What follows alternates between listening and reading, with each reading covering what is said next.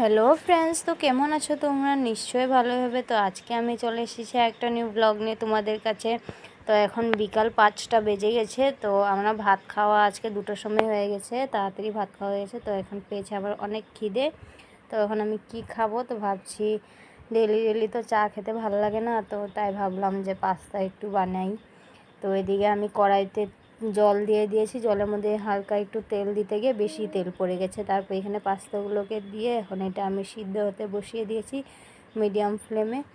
তারপরে এদিকে আমি এখন পাস্তাতে মশলা কী দেব, তো পেঁয়াজ 2টো, রসুন, কাঁচা লঙ্কা আর বিলাহি দেব। তো এটাকে ভালো করে মশলাগুলোকে কেটে নেব এখন। তারপরে এদিকে দেখো আমার পাস্তাটা সিদ্ধ হয়ে গেছে, এটাকে বেশি সিদ্ধ করব না, তো বেশি গলে যাবে। তো হালকা হালকা সিদ্ধ করেছি, এদিকে ঝরঝরা করে রেখেছি। তারপরে এখন পাস্তাগুলোকে ভালো করে জলটাকে ঝরিয়ে একটা থালার মধ্যে বের করে নেব, যাতে ভালো করে জলগুলো শুকিয়ে যায়। তো এদিকে আমি সবগুলো পাস্তাকে বের করে নিয়েছি একটা থালার মধ্যে। তারপরে এদিকে আজকে আমি দুপুরে রান্না করেছিলাম সয়াবিনের তরকারি, আর করেছিলাম হলো ভাত কেরেলার পুর। তো ভাত কেরেলার পুর তোমরা কে কে খেতে ভালোবাসো নিশ্চয়ই জানাবে কমেন্টে। তারপরে এদিকে মশলা আমার রেডি কাটা। তো এখন আমি মশলাগুলোকে দিয়ে ভালো করে সাঁতলিয়ে নেব। তো এখানে তেল আমি আগে দিয়ে নিয়েছিলাম কড়াইতে গরম হওয়ার জন্য। তো ওইদিকে আমি লালচে লালচে করে ভেজে নেব পেঁয়াজগুলোকে।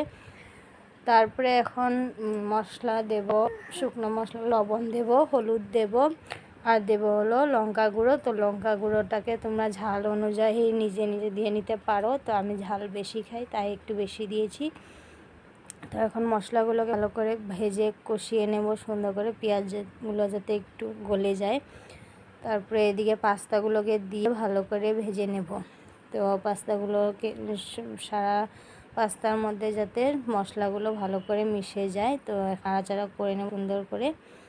তারপরে তোমরা আজকে বিকালে কি কি খাচ্ছ কমেন্টে বলো। তো আমি তো আজকে পাস্তা খাচ্ছি, কারণ যেহেতু তোমাদের দাদাভাই বিকালে থাকেই না বাড়িতে, সন্ধ্যার সময় একটু দেরি হয় আসতে। তো চা কি খাবো, একলা একলা ভালো লাগে না। তো কোনো সময় ম্যাগি খাই আর কোনো সময় চা খাই। আর তো আজকে আমি খাচ্ছি পাস্তা। তো এদিকে আমার পাস্তাটা হয়ে গেছে রেডি। তো এই যে প্লেটে সুন্দর করে বেড়ে নিয়েছে, এখন বসে বসে খাবো রিলস দেখতে দেখতে। তো এই যে টেস্টি লাগছে, আর লাস্টে আমি দিয়ে দিয়েছিলাম একটু ধনেপাতা। এই যে আমার টেস্টি টেস্টি পাস্তা রেডি। তো ভিডিওটা কেমন হয়েছে বলো, দেখা হচ্ছে নেক্সট ভিডিওতে। Bye bye.